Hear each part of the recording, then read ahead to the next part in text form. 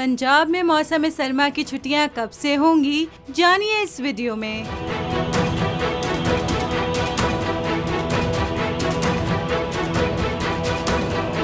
पंजाब हुकूमत ने स्कूलों और दीगर तालीमी इदारों में सर्दियों की छुट्टियों के हवाले से बाज़ाब्ता ऐलान करने की तैयारी शुरू कर दी है। गुज़िश्ता साल पंजाब भर में शदीद सर्दी के पेश नज़र दिसंबर में 2 हफ्ते की छुट्टियां दी गई थीं। ताहम स्मॉग और दर्जा हरारत 7 डिग्री तक गिरने के बाइस इन छुट्टियों को जनवरी तक बढ़ा दिया गया था।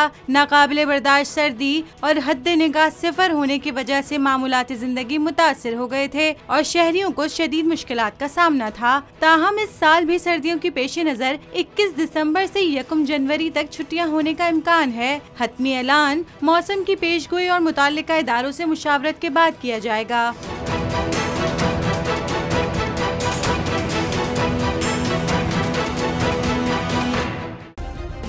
सब्सक्राइब करें और बेल दबाएं ताकि कोई खबर रह न जाए।